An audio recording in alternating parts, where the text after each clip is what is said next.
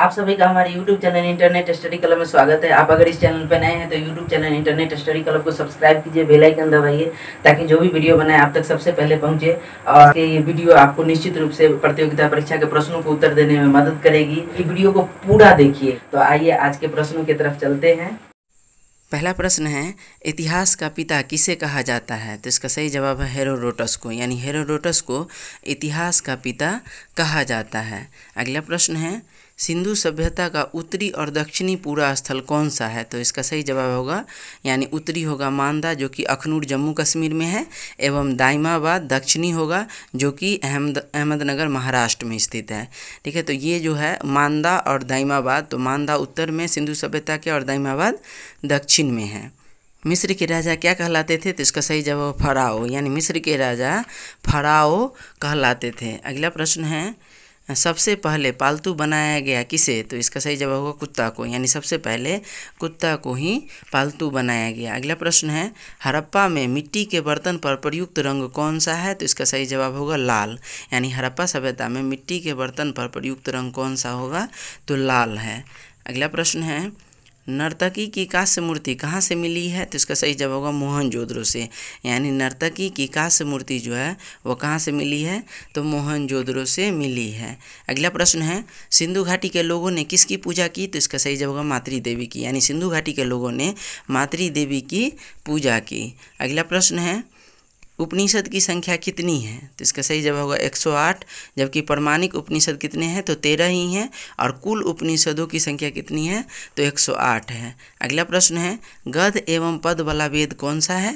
तो इसका सही जवाब होगा यजुर्वेद, यानी गद्य एवं पद वाला वेद कौन सा है? तो यजुर्वेद है। अगला प्रश्न है, गायत्री मंत्र के रचनाकार कौन है? तो इसका सही जवाब होगा विश्वामित्र, यानी गायत्री मंत्र के रचनाकार कौन है? तो विश्वामित्र है। अगला प्रश्न है, गायत्री मंत्र किसको समर्पित है? तो इसका सही जवाब होगा सावित्री, यानी सूर्य देवता को समर्पित है, यानी गायत्री मंत्र जो है वह सूर्य देवता को समर्पित है। अगला प्रश्न है, शतपथ ब्राह्मण का संबंध किससे है? तो इसका सही जवाब होगा यजुर्वेद से, यानी शतपथ ब्राह्मण जो है वह यजुर्वेद से संबंधित है। अगला प्रश्न है, पुराणों का अध्ययन करने वाला प्रथम मुसलमान कौन था? तो इसका सही जवाब होगा अल-बरूनी, यानी पुराणों का अध्ययन करने वाला प्रथम मुसलमान कौन था? तो अल-बरूनी था, जिन्होंने सबसे पहले पुराणों का अध्ययन किया। अगला प्रश्न है, पुराणों की संख्या कितनी है? तो इसका सही जवाब होगा 18, और इन सब की रचना जो है वो कौन से काल में हुई है? तो गुप्त काल में हुई है। अगला प्रश्न है, सैंधव सभ्यता की सबसे बड़ी इमारत कौन सी है? तो इसका सही जवाब मोहनजोदड़ो से प्राप्त अन्नागार, यानी सैंधव सभ्यता की सबसे बड़ी इमारत कौन सी है? तो मोहनजोदड़ो से प्राप्त जो अन्नागार है वही सैंधव सभ्यता की सबसे बड़ी इमारत है। अगला प्रश्न है, मृदभांड चावल के दाने कहाँ से मिले हैं? तो इसका सही जवाब होगा लोथल से, यानी मृदभांड चावल के दाने जो है वो कहाँ से मिले हैं? तो लोथल से मिले हैं। अगला प्रश्न है, सिंधु घाटी सभ्यता थी कैसी सभ्यता थी? तो इसका सही जवाब होगा आद्य ऐतिहासिक, यानी सिंधु घाटी सभ्यता जो थी वह आद्य ऐतिहासिक सभ्यता थी। अगला प्रश्न है, खरोष्टी लिपि लिखी जाती थी, तो इसका सही जवाब होगा दाएं से बाएं की ओर, यानी खरोष्टी लिपि जो है वह हमेशा दाएं से बाएं की ओर लिखी जाती थी। अगला प्रश्न है, हड़प्पा सभ्यता के बारे में सबसे पहले जानकारी किसने दी थी? तो इसका सही जवाब होगा चार्ल्स मैसन ने। 1826 ईस्वी में चार्ल्स मैसन ने ही सर्वप्रथम हड़प्पा सभ्यता के बारे में जानकारी दी थी।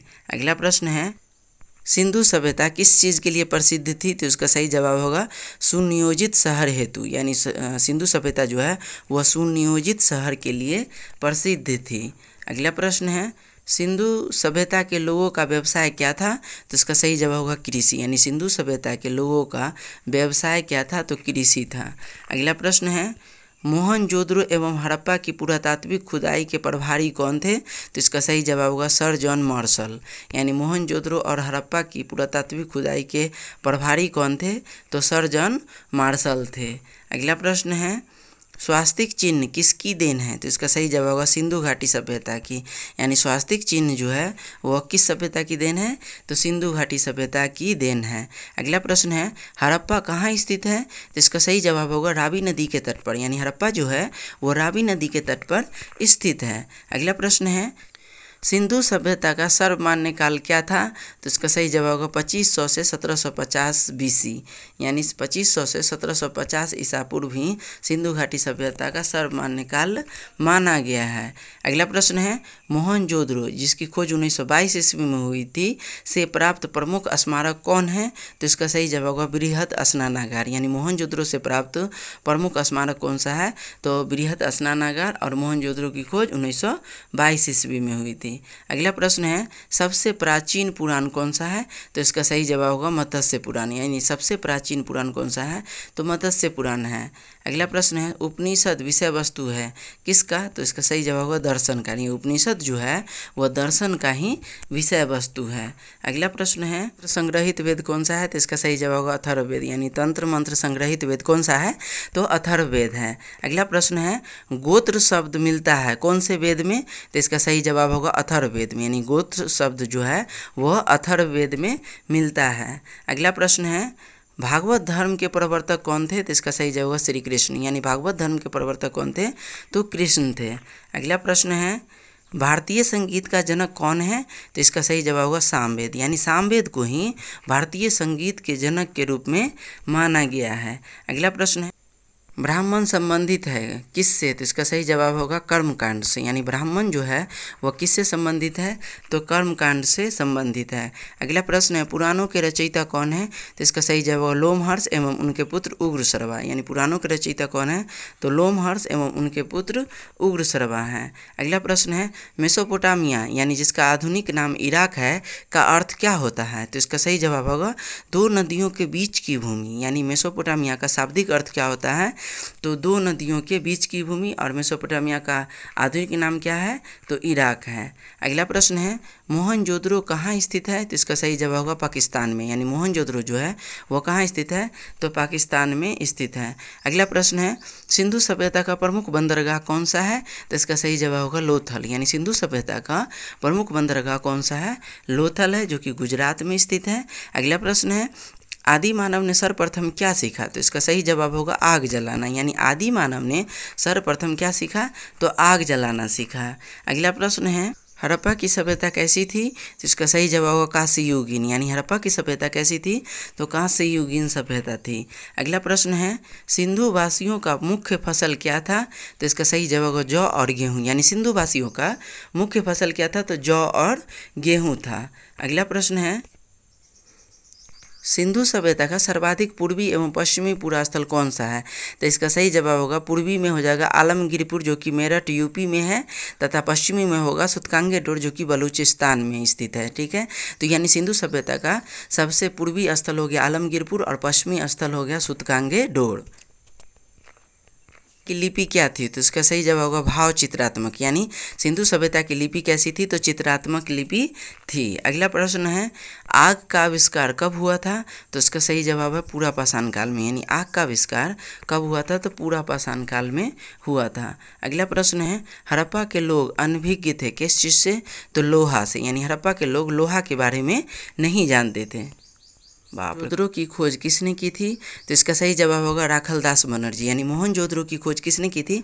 तो राखलदास बनर्जी ने की थी। अगला प्रश्न है, हड़प्पा की खुदाई किसके नेतृत्व में हुई थी? तो इसका सही जवाब होगा दयाराम साहनी के नेतृत्व में, यानी दयाराम साहनी के नेतृत्व में, जो कि 1921 ईस्वी में हड़प्पा की खुदाई की गई थी। अगला प्रश्न है, वेदों और वेदांगों की संख्या कितनी है? तो वेदों की संख्या 4 और वेदांगों की संख्या 6 है। ठीक है, यानी वेदों की संख्या 4 और वेदांगों की संख्या कितनी है? तो 6 है। अगला प्रश्न है, सबसे प्राचीन वेद कौन सा है? तो इसका सही जवाब होगा ऋग्वेद, जिसमें सूक्तों की संख्या कितनी है? तो 10 और 28 सूक्तों की संख्या है, और सबसे प्राचीन वेद इसे ही माना जाता है, ऋग्वेद को। अगला प्रश्न है, गायत्री मंत्र किससे लिया गया है? तो इसका सही जवाब होगा ऋग्वेद से, यानी गायत्री मंत्र जो है वह किससे लिया गया है? तो ऋग्वेद से लिया गया है। अगला प्रश्न है, भक्ति आंदोलन का प्रारंभ किससे हुआ था? तो इसका सही जवाब होगा अलवार संतों से, यानी भक्ति आंदोलन का प्रारंभ जो है वह किससे हुआ था? तो अलवार संतों से हुआ था। तो ये आज का हमारा वीडियो था, और आपको फिर से कहना चाहेंगे कि YouTube channel internet study club को सब्सक्राइब कीजिए, बेल आइकन दबाइए। वीडियो आपको अच्छा लगा, हेल्पफुल लगा तो आपको अपने दोस्तों के साथ में फेसबुक व्हाट्सएप ग्रुप में शेयर कीजिए। थैंक्स।